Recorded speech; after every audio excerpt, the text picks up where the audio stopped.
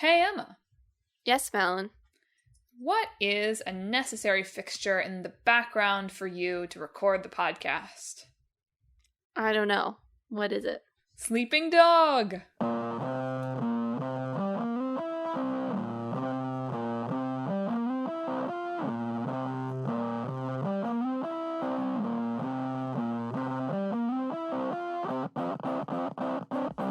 Hello and welcome to Talk This.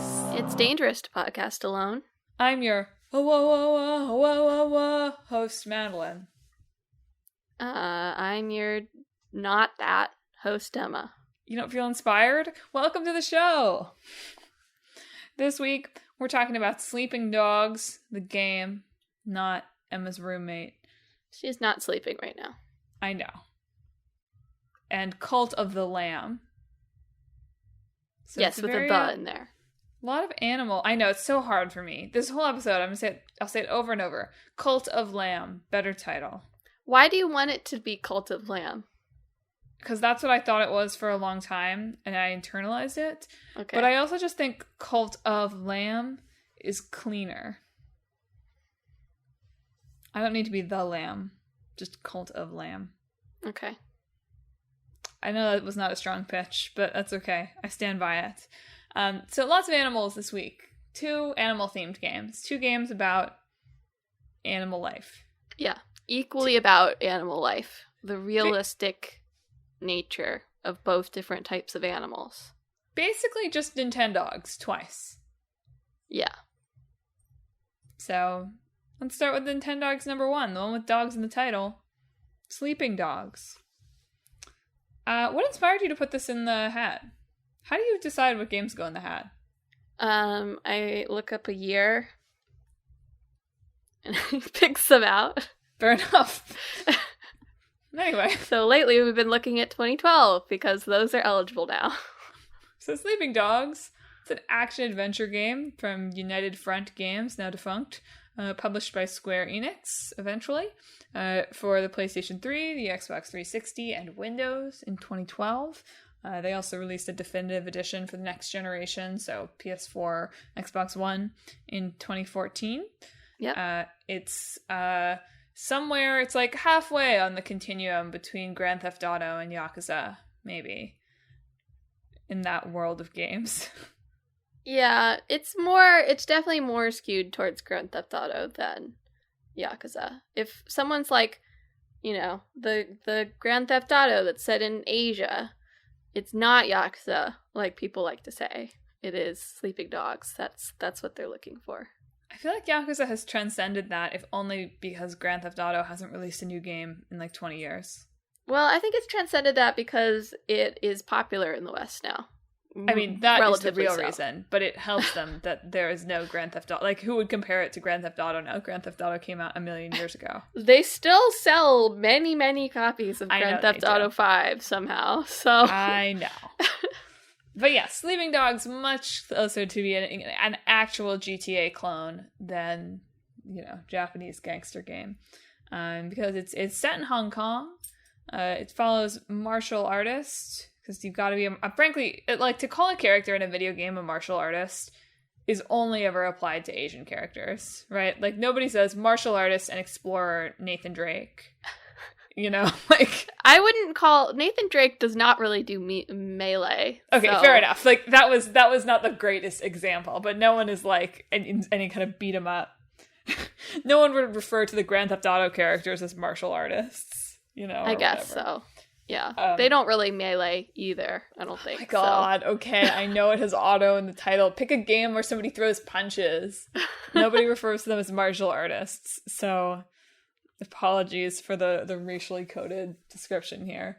But follows martial artist and undercover cop, Wei Shen, who he's originally from Hong Kong, and then he moved to America, moved to San Francisco, and then he's come back to Hong Kong because he's on a mission to infiltrate the Sun On Yi triad, which is apparently based on a real-life triad. Guess what that real-life triad's name is? What? Sun Yi On. Oh, of course. So really subtle. Look, I don't know. Maybe in Chinese, flipping those two characters makes it mean something really different. Like, I'll acknowledge that. They're, all respect to United Front Games, but they are just a UK developer. Canada? So I don't know if they put that much thought into it. Yeah, fair enough. Anyway, when I saw that, I was like, oh, like, we'll have some kind of, like, different name. And I was like, it's the same name. Oh, you're right. They are Canadian. I'm sorry. Same thing. Same thing, though. Canada, UK. Who cares? It's still the Queensland, or the King's Land, I guess. No. So you're like a former San Francisco cop. They've transferred you to the Hong Kong force. And so you're, like, trying to take down or infiltrate this triad. And so sort of throughout the game, I mean, the game itself doesn't really do a lot of, and this is some of the kind of more modern critique of the game, doesn't do a lot to really actually explore the interplay between these two threads of the game. But, you have some stuff in the game where you're kind of completing your police mission undercover, but also there's stuff where you're, doing crimes to prove yourselves to the triads. Well, I mean, that's inherently, like, part of tied it together, right? Yeah. When you're undercover, you have to do crimes, or at least that's how media portrays it, right? Look, if you've been watching Split Screen, if you've been reading Split Screen, you might see, well, I have no idea if Split Screen as posted has gotten up to this, but if you've been watching along with us somehow secretly, you might compare this story to that of Hawks from My Hero Academia. I don't think we've gotten there. Well, if you watched My Hero Academia season 5, you might compare this to the story of Hawks. There you go. Infiltrating the League of Villains. Yeah, there's some ways in which I'm like, man, like Sleeping Dogs would have been way more successful if it came out now-ish. Yeah. Right. And also the part where he's like an American cop infiltrating like a triad group in Hong Kong also is like, Yeah. That seems a little... Well, as we'll talk about later, this game, at least several Asian American games writers have lifted this game up as an interesting and unique example of an exploration of Asian American, specifically Asian American identity in games. So, while I agree that we might not make the game today that's literally like let's send this California cop to infiltrate the Chinese mafia, that there's more nuance to it than that that headline perhaps makes it seem. While still being a Grand Theft Auto clone. Yeah. Anyway, I won't spoil too much of the story, but you climb the ranks of the triad. You engage in power struggles, right? I thought it was dope that you kind of throw your lot behind, like, a lady chairperson for the triad. Girl bossing. Yeah. I mean, as we know, I feel strongly that the greatest chairman of the clan in Yakuza was Lady Dojima. So I felt good about, like, girl power in the triads. I feel like there's here. not that much competition in the Yakuza series, but still. I agree, but they should have kept her. They should have kept her in power. They should not have given it to her son. Anyway, if saying that it was a Grand Theft Auto clone didn't give you, like, enough of an idea of what's going on, there's melee fighting. Lots of melee fighting. There's parkouring around. There's using gadgets to complete missions. Interestingly, those are like some of the things that sets it apart from Grand Theft Auto, in my opinion, that you just used as examples. I don't really know what Grand Theft Auto is, to be clear. Like, well, the more involved fighting system is something that sets it apart from Grand Theft Auto. They still have guns and like Sleeping Dogs, I think, but you do a lot more like hand-to-hand combat that is like not at all like Grand Theft Auto is like a third-person shooter, basically. Right. Fair enough. Well, many people compare the combat to Batman Arkham Asylum, so I'll throw that in there. Yeah. I don't think... I mostly know Grand Theft Auto 5, to be fair, and I don't think they do a lot of parkour, because they're like... The two of them are like 40-year-old men. That doesn't stop anybody. Anyway. Like, you know, like... typical 40-year-old men, I guess. Sure. My point being, you run around doing crime or not doing crime in a semi-open city world. Yeah. Fighting in the broad sense, perhaps. There's also karaoke. More games have karaoke. Mm-hmm. But the development of Sleeping Dogs was a long and winding road. Yes. 'Cause it was originally, it had like 3 different titles. It was originally, well, I really appreciated these like unhinged sentences to begin it from Wikipedia that I feel like really set the tone. I'm going to read this. Toward the end of 2007, Activision approached the newly founded United Front Games, which consisted of 10 people, to develop an open world game.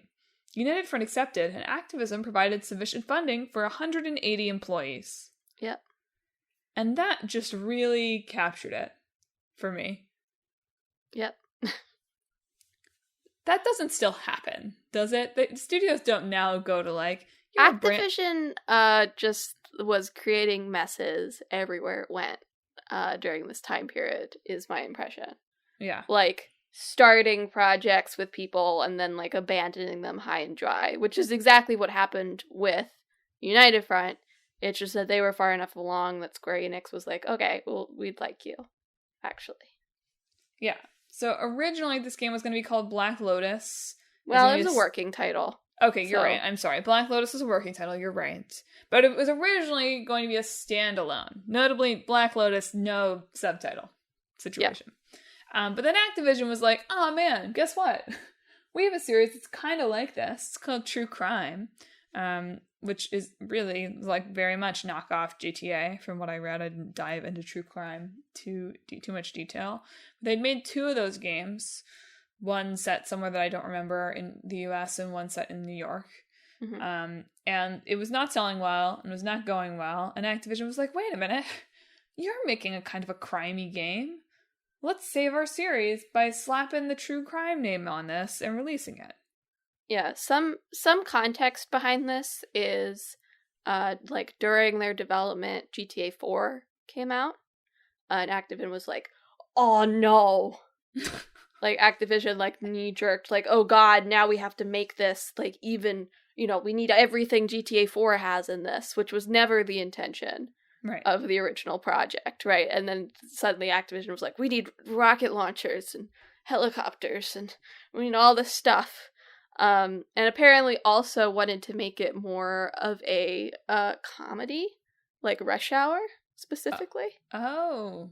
Whereas the original developer, United Front, wanted their more serious story.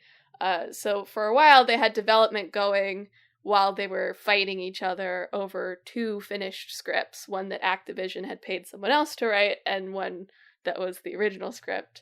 And then they sort of came to a compromise of like, well, what if we use this True Crime series and make it under that and sort of find somewhere in the middle there that'll make this work. But it still didn't make it work. So, man, Rush Hour really did bad things for Asian and Asian American representation, like in stories for a while there, didn't it? Yeah. Anyway, yeah, I hadn't read about those 2 different scripts. That's wild. That's cuckoo. Yeah. So ultimately, it's like development for this had started in like 2008 or something like that. They like redid the naming of it or the like concepting of it there a couple years in, and then in 2011 they canceled the game due to quality issues. But as Emma said, at this point, like the developers were telling people like the game was essentially finished. You could play it from it was an alpha. Sorry? It was an alpha, basically. Right. You could play it from start to finish. It was just rough. Yeah. So, but basically what it sounded like is that Activision had poured so much money into this game that there was no way that it was going to make enough in release to be anywhere near a success. And so pouring even more money into it from their perspective didn't make sense. Which again, seems like a you problem. Yeah. But so it goes. I wish I had been able to read more about the details of like the deal of Square buying this, because that was the one thing that didn't quite make sense to me in the story. I was like, I guess they sold it for cut rate to Square. Yeah, so another little bit of context that I read about. I watched the What Happened from what's his YouTube, Matt McMuscles, I think. He has a whole series on like troubled development cycles. And part of it is like Square had just bought Eidos and was expanding to more Western focused games. So I imagine they were just like, okay, there's this game, it's pretty much finished. We're just gonna have to pay for like marketing in the last bit of this. And it'll add to like our Western catalog that we want to grow at this point. So that's what seems to be part of the reason that it picked it up. However, they didn't actually buy the intellectual property. They just bought the game specifically. Yes, so that's how True Crime Hong Kong, as it was called at that point, became Sleeping Dogs. Yeah. So the game got pretty good reviews overall. Like, a lot of stuff obviously a lot of stuff comparing it to Grand Theft Auto, but a lot of stuff even at the time that compared it in positive ways to Grand Theft Auto. A lot of the critique was mostly around kind of graphics and how it ran and it looking dated. But a lot of kind of positive stuff. But typical Square Enix behavior in 2013, Sleeping Dogs among the list of kind of like Western games where they were like, it didn't meet sales expectations. It's a failure, which Square Enix loves saying Square Enix does stuff. Classic. They love saying didn't meet our expectations. A failure. So there was a planned sequel that would have had 2 protagonists and like a tie-in mobile game that anyone could play that affected gameplay, which, look, sounds a little bonkers, I'll be honest. Like, I understand it seemed super ambitious. Yeah. I can understand looking at that and being like, this looks like a money pit. So... I mean, to be fair, you start at something and then your publisher is like, okay, cut the mobile app. I just mean this was already a game that like got itself canceled for being a money pit basically at another studio. And then to be like, we're going to make the same game, but it's dual protagonists with a branching storyline with a mobile game that affects everybody's, a massively single player game, as they called it. Like, I understand the studio being like, whoa, buddy, we got this at the bargain bin. Like, yeah, maybe not. Yeah, what seems to have happened for Square Enix is it sold comparably with the other Western titles that came out at that time, so the Tomb Raider reboot and the Hitman Absolution, and they decided to just like go with Tomb Raider. Like they're like, all these are sort of the same. We only really need one. We can just push one. So they continued to make Tomb Raider sequels, but Hitman sort of went away for a while until their Reawakening or whatever, and Sleeping Dogs went away. And since they hadn't bought United Front games themselves, it was pretty much the writing on the wall. They let out a few other projects, but they weren't terribly successful, and then they eventually closed.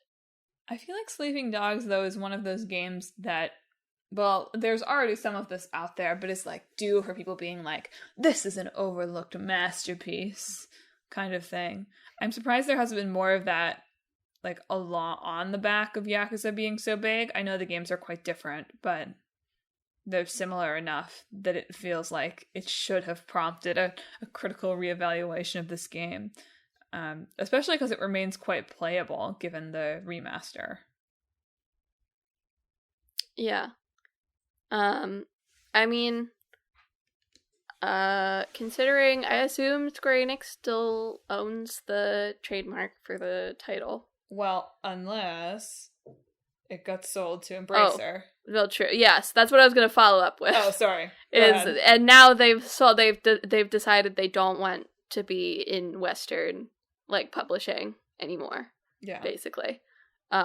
So either they have it and they will be totally uninterested in reviving it, or Embracer has it and they're probably also totally uninterested in reviving it. So there's that.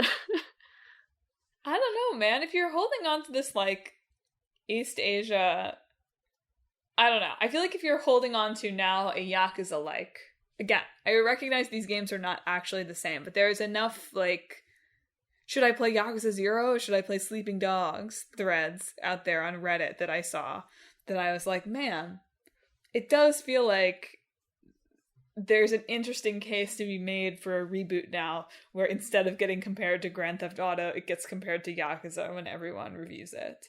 Which is a little bit, like, I'll acknowledge that much of the reason that it would get compared to Yakuza, not all of it. I think that there are things to talk about that are not just this, are about it being, you know, about gangs in East Asia. But I think there's more to it than that. I think that there were a lot of pieces that I read, or a couple of pieces that I read. I won't pretend to have, read so much about this game that I could say a lot for anything. There was a lot of people calling out the like really lived in feel of Hong Kong as depicted in this, in a way that I felt like, oh, like, you don't see people talking about video game cities like this except like Kamurocho, really. So I thought that was really interesting, especially for a standalone game. Yeah, it's got as like a side quest system that's like picking up things from like random citizens around also, which is a little bit more Yakuza-y than Grand Theft Auto-y, where you're usually doing like side quest, like it's like a mission-based structure in Grand Theft Auto, which I think Sleeping Dogs also has, but it doesn't really have like side quests in the same way, I guess. So there's that as well. And then, as I mentioned earlier, there was a fair bit of both relatively contemporary to its release and later. Actually, I'll say I read an article on Kotaku. I should have looked to see if it was the same author, because there was an article on Kotaku that was about this game, An Asian American Identity, from like 2014 when the remaster came out. And then there was an article in The Gamer from the past like 2 years. And I read the Gamer one first, and I was like, oh, this is interesting. And then I read the Kotaku one from like 7 years earlier, and I was like, wait a minute, this is the same article. Like, so many of the same points were made in similar ways. I should have gone back and looked if it was the same person, because if not, I feel like I stumbled onto someone remastering an article. But anyway, like, both of these articles talked about how, there's very, very little Asian American representation in video games, and even less Asian American representation where the characters being Asian American is significant. Sure. Like, one of these articles talked about Life is Strange, I think, and the idea that this Asian American girl would have moved to this like rural town and that wouldn't have affected her life at all. I mean, it wouldn't have affected her life in a like racial way at all. Was interesting. So that like there's representation, or there's more representation over the past couple of years, but not in a way that really actually like looks at that identity. It just puts those characters into the story, which is good, is fine. But it was interesting to read about this one, especially again in the context of a game that's like, this is just like a gangster punch people game mostly, right? But there was enough here of thinking about, okay, this character that was born in Hong Kong and then moved to America and then chose to come back to Hong Kong, and the ways that the game sort of dealt with that dual identity. Like, this is a character who, like, is not Chinese enough to be considered really Chinese by a lot of these characters here, and grapples with that. And that even to some extent in the languages that characters speak in game and how they communicate with each other, that's reflected.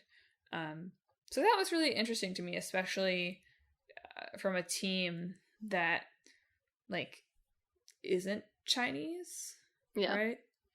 That there was so many people that responded so positively to how like that specific experience was portrayed.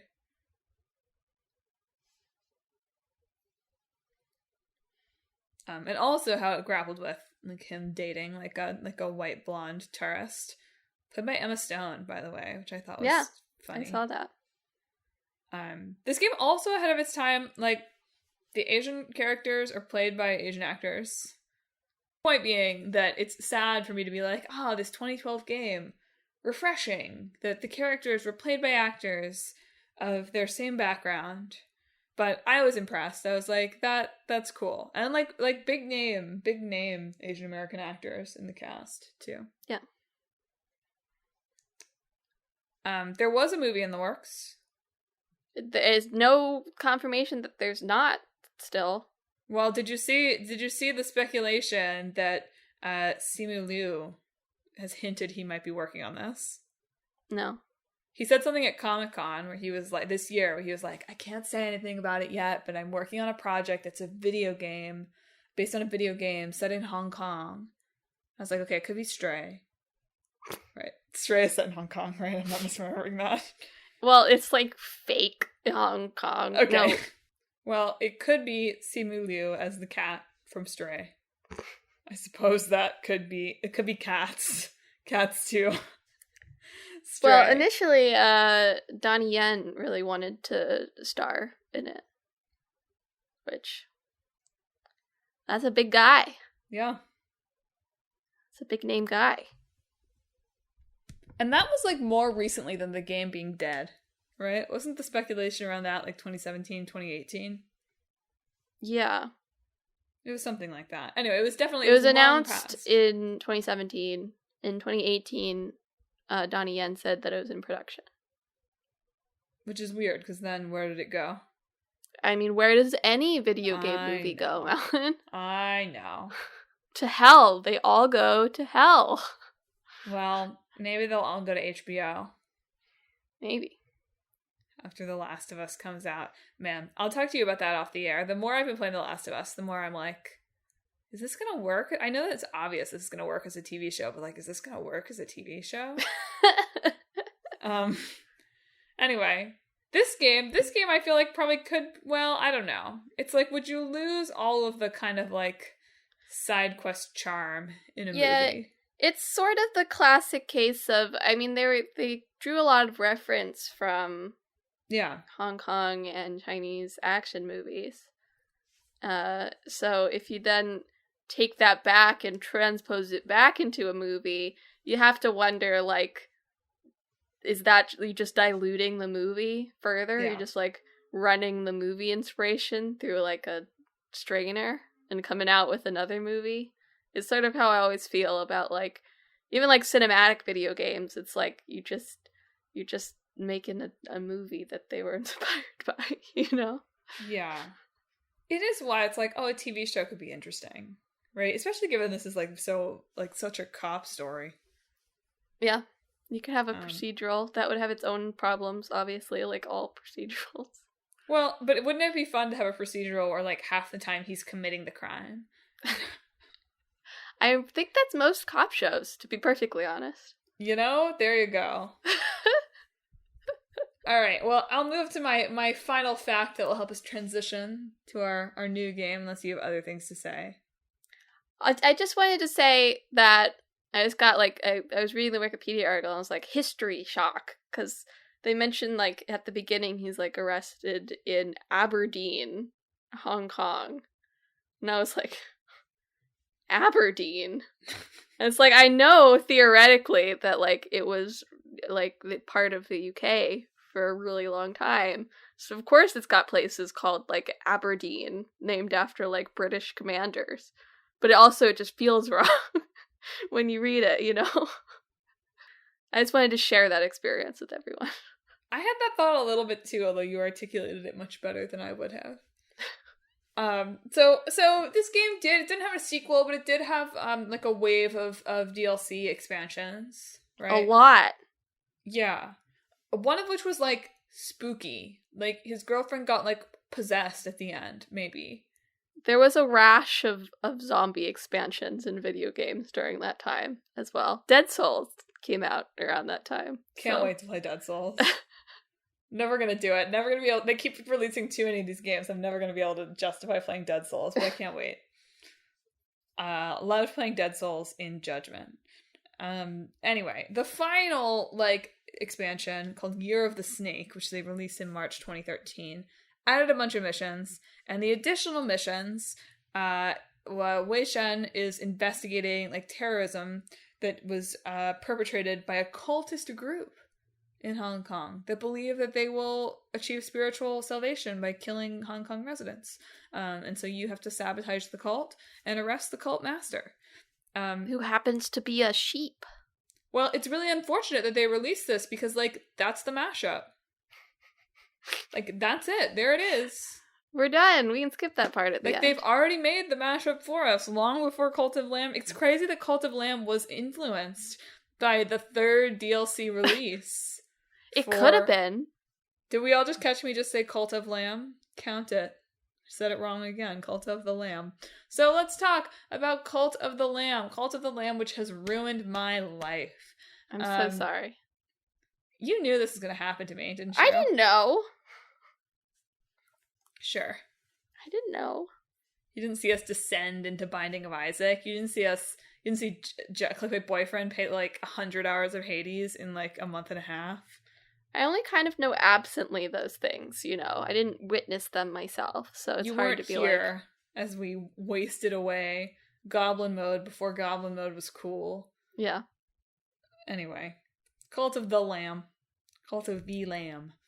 It's a roguelike / like village builder, city sim, Animal Crossing like. Yeah. From Massive Monster. Published by Devolver. Basically for all platforms. It's even on Mac, which is crazy. Whenever a game is on Mac, I'm like, whoa. Whoa.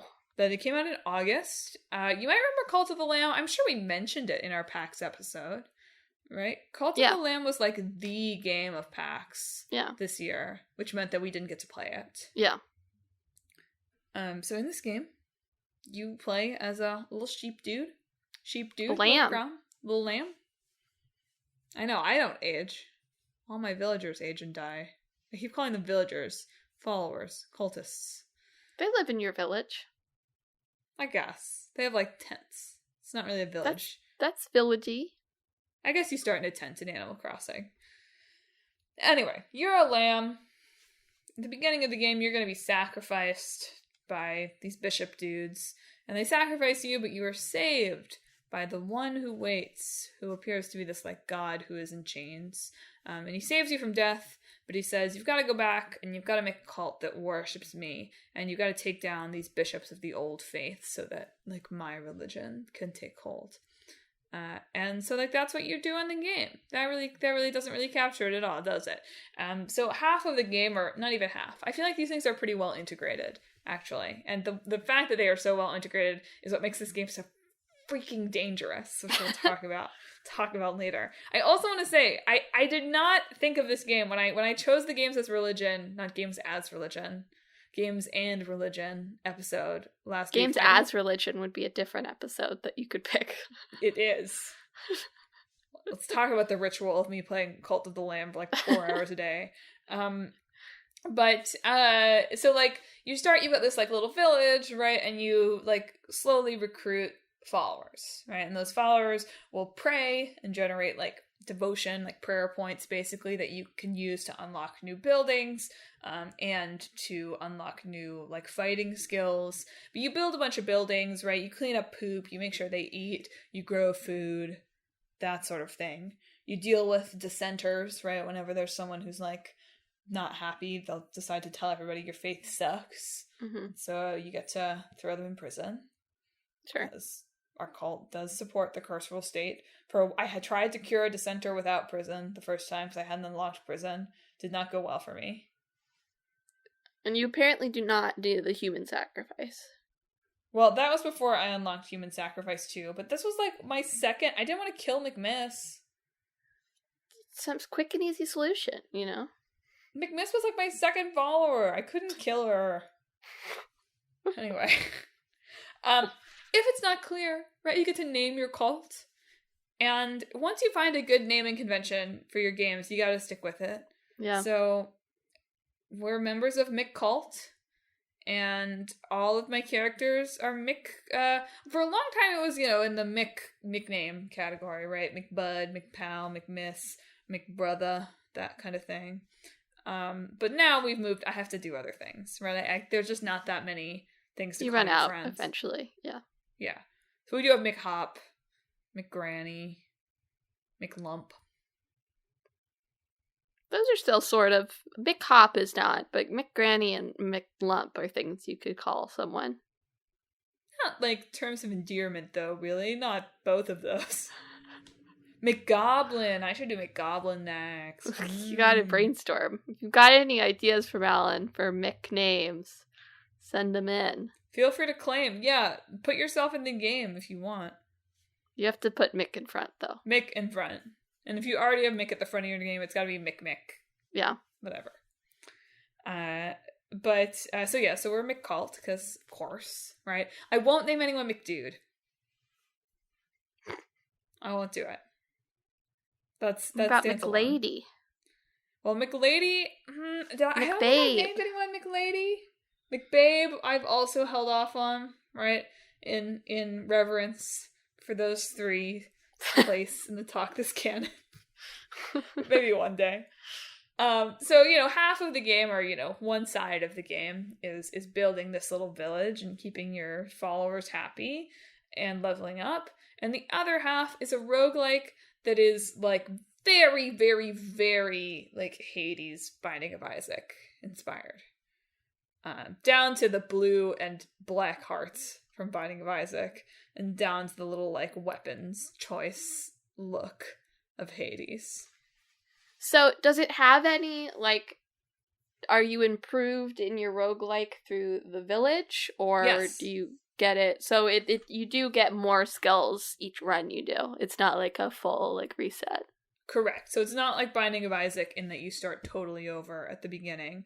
Although in Binding of Isaac, you unlock more, like, powers that appear. So, it's like, even that one is not totally reset like Spelunky or something like that. But yeah, like, every day, like, basically what you do is, like, every day in the village, you can preach a sermon to your flock, and that gives you points based on, like, how loyal they are to you. And, like, as you, like, hit levels of those points, you, like, level up. Like, basically your weapons get better. Like, the weapons that you start with get higher level, and you unlock new weapons and new, like, ranged powers, curses through that. So, yes, your village... and also, like, I've now unlocked a building where I can turn some of my villagers into demons, kind of like, what was it called? What were the things that you would get in Hades? I didn't ever actually play Hades. I just watched an unbelievable amount of Hades. Yeah, you need to be more specific than the buddy. things. I didn't get there. I didn't get to finishing my sentence. I'm sorry. The, like, buddies, like the little guys that follow you around. There's guys that follow you around in Hades? Maybe you didn't play into the post game enough, but eventually. Oh, if you give someone enough. Yeah, nectar, ambrosia. I don't know. I don't remember what those are called. Anyway, basically, you can turn your followers into those guys. I see. So there's definitely stuff, but also time continues to pass in your village while you're away. So you're kind of constantly, like, getting little notifications that, like, this villager has died. This villager is starving while you're fighting away. And you're like, I have to get back to my village. I did one of the... this game got mostly positive reviews, but the, like, one critique I saw that would sometimes come up that I see, I think, a lot for a lot of, like, really blatant, like, genre stack on top of each other games is, like, this is not good for fans of either genre. Which it always strikes me as like, well, yeah. I don't know. I agree that it's probably not going to appeal to the people that are, like, big Animal Crossing fans. I agree with that. Well, it's like, if your thing is, like, city management games, yeah. Or your thing is, like, roguelikes, not lights. There's some people who are very... least about that. Like, then yeah, you're not gonna like it when a game, like, takes two genres and stacks them on top of each other because you like this one thing. You don't like the other thing. It always strikes me when people are like, that it's not as deep in either genre as things of only that genre are. Always are like, yeah, you're right. That feels like a weird critique, though. Yeah, I agree with that. I'll say, at least from my perspective, I think that there is more to like as a roguelike fan than there is to as a city builder fan. The city building is there, but it all moves so quickly and you have to rebuild things. Well, I mean, maybe you'll eventually get to the point where you don't have to do this, but you have to rebuild things so often that, like, initially I had designs of being able to have a cohesive looking, like, cool, planned looking village. And eventually it was like, no, like, there's no way to do that. I mean, there is a way to do that, but the amount of work that would take is not worth it. I feel like that's the way of cults, though, right? Yeah. They're like, we're gonna be really aesthetic, and then they're like, no. Yeah, feeding everybody bowls of poop by the end. But I really like, as I alluded to in my introduction of myself at the beginning of the game, every day you can kind of go around and inspire your followers, which increases their loyalty. And they do a fun little dance. They flap their arms and they go, oh, oh, oh, oh, oh, oh. And now I do it with my boyfriend to inspire him and raise his spirits. It works. Does it help? Yeah. Yeah? You got his word on this? Yeah. Yeah. He's really into this game too, which thank God, because I've been playing far too much of it. But he insists that he is invested in McCult and enjoys watching the game, so I'll take it. But the problem with this game for me is that there is no end point. I mean, there is an end point. The story will end. But, unlike the last roguelike that we got really into, Binding of Isaac, whether or not you, like, honor this for yourself, right? But, like, has, like, a hard stop, right? You die, and you have to make the choice to start another run. Okay. Whereas this game, whenever you go out on your, like, run through the dungeon area, where, like, again, there's, like, the whole point of the story, it's like there's eventually 4 dungeon areas, you gotta kill all the bishops. I didn't really spoil myself on the finale story beats because I'm actually playing this game, but presumably at the end you bring the god back and good or bad things happen. Maybe you kill it. It's possible. What? Maybe you kill the god. Well, I wouldn't be surprised by that. Yeah, I think I should be the god. There you go. But you get back from doing a run and your village has just gone straight to hell. Like, the faith is low, there's poop everywhere, someone's dissenting. Like, you've done, like, a long dungeon run, like, everything's a mess when you get back. And it's like, another day has started, you should do a sermon, you should, like, harvest all the faith that people have done, you should inspire everyone again. And there's just, like, always one more thing to do, and so that's really bad for me. That's really bad. I'm really good at playing games. Like, I can play the Yakuza games all day, but, like, pause every time I do a side quest and do something productive in the middle. Or I could do that with Binding of Isaac. With this game, I just found myself being like, okay, I'm going to do a run and then I'm going to stop. And then I would get back to the village and I was like, oh, no. Like, I just unlocked a new building. I've got to build a new building. Oh, no, somebody died. I have to build a new grave and do that. And I have to recruit the new villager and come up with a name for them. So I really just need to finish this game. I feel like that's more an issue that's inherent to the management genre. That's fair. So stuff like, like it's sort of like we talked about 2 Point Campus on this a while ago. There's a ton of other games like that where there's always like there's not a stopping point because you just keep going to improve an area or manage the needs of an area.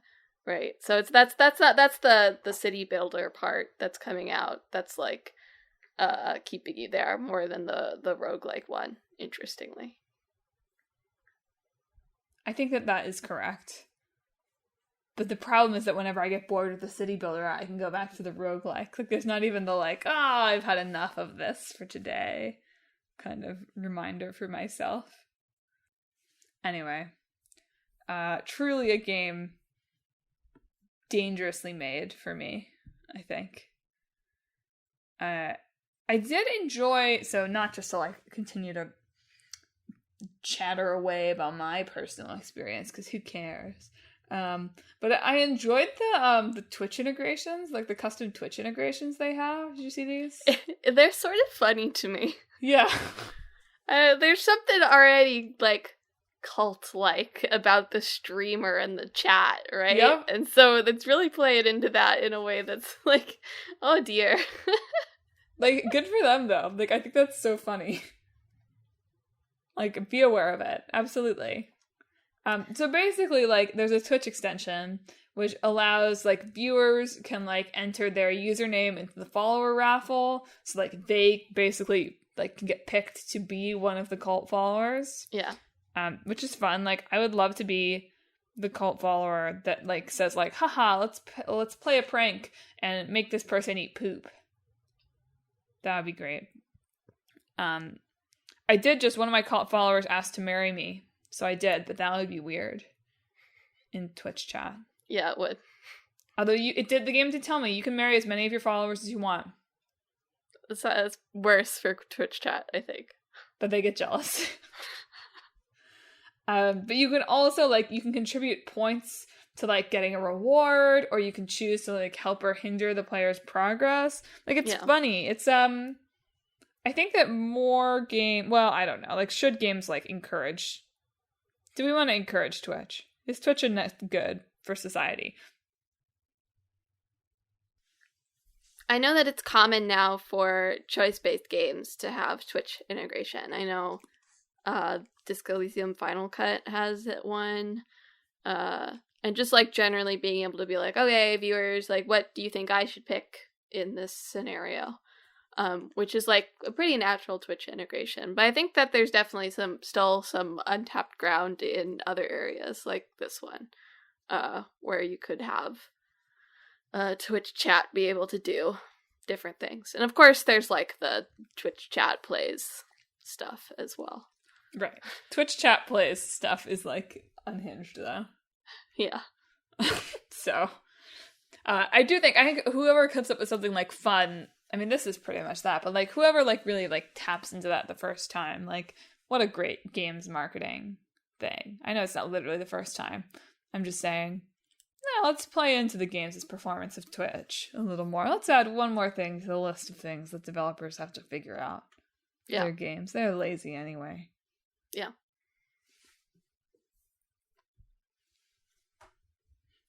So, is it mashup time?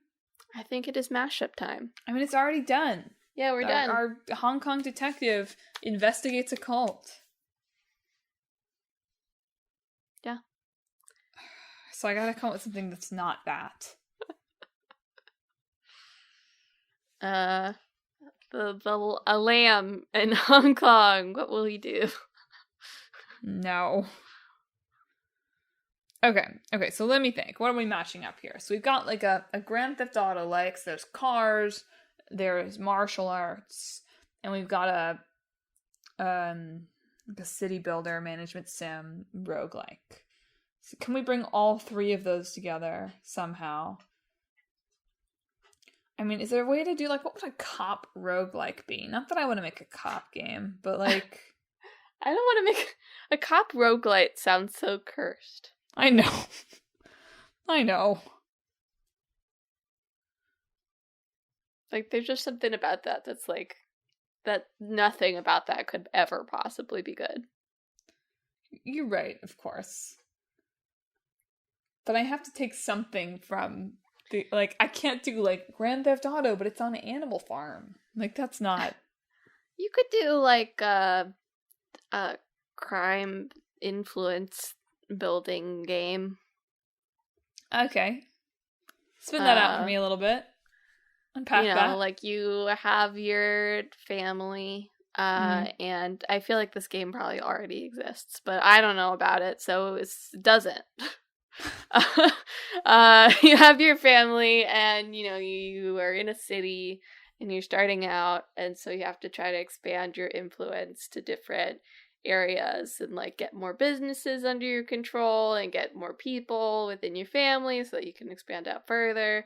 And you have conflicts with the neighboring spheres of influence of gangs, and then you have to take them down. And you could do this by having some combat sections thrown in there to like weaken control in various areas, I guess.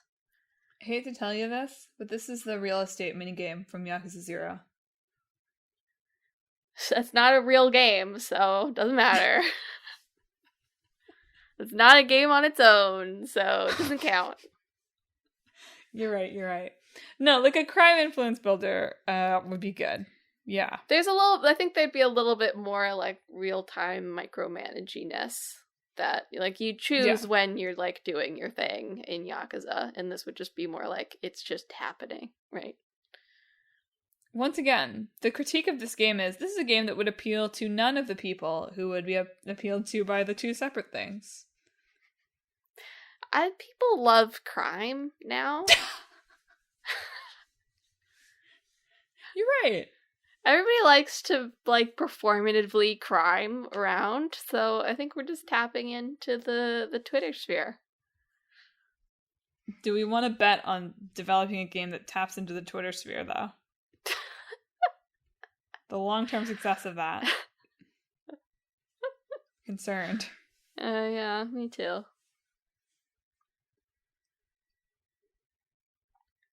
I mean, I feel like maybe you could do like Cult of Lamb, but in reverse. Like you're the undercover person in the cult, and you're slowly dismantling it. Yeah, I mean, isn't that sort of what the DLC thing is, though? Right, but like in a roguelike city builder form. Why are you a lowly follower of the cult going out on roguelike adventures, Madelyn?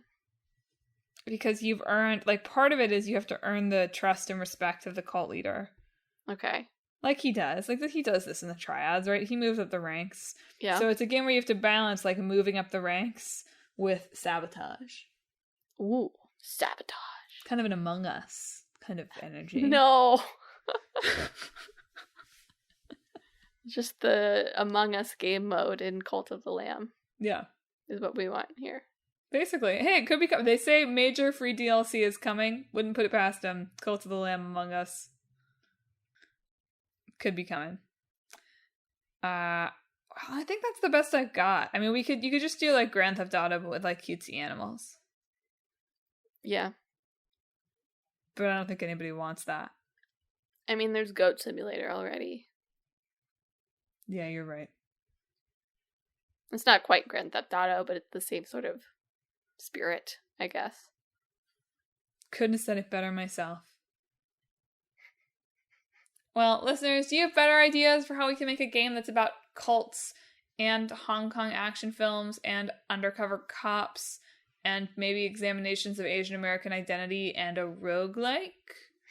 If you've got like the game idea for that, hey, hit us up on social media. We're on Facebook, Twitter, Instagram, and YouTube at Talk This Podcast. You can also visit our website, www.talkthispodcast.com, where you can read all about the show, check out the games in the hat I was about to pull from, and read our blog featuring long-running series Clickbait Boyfriend and Split Screen, featuring, the story of Hawks, basically an undercover cop in a criminal organization. He literally is an undercover cop. You don't have to say basically.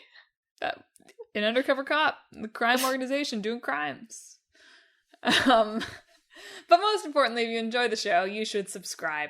We're on Apple Podcasts, Google Podcasts, Stitcher, TuneIn, Spotify, Pandora Podcasts, online and on the app, Overcast, Pocket Casts, anywhere that you can find podcasts, wherever you found the podcast today. You can find and probably subscribe to Talk This. Next week, it's Emma's side quest. What'll that bring us to? That'll be December 18th. Yep. Oh man, we have Christmas and New Year's episodes of the podcast this year. Yep. How festive for us. Very festive. So let's see if we pick festive games, and that'll influence the the episode calendar moving forward. What's the old game? I don't know how festive these are. Our old game is going to be Hotline Miami. Oh, nothing says Christmas like going down to Florida. Yep. And our new game is Triangle Strategy. Nothing says New Year's like a Triangles. simple morality system. Christmas. Well, it could be the New Year's episode, though, right? It depends on where we want to do. But I probably need that extra week to finish stuff. So I think it's got to be Happy Holidays, Triangle Strategy. Triangle. Triangle. There it is. There it is. There's the festive. The Trinity. Oh, boy. Well, that's it for this week's show. Thanks for tuning in. This week, I hope you feel whoa, whoa,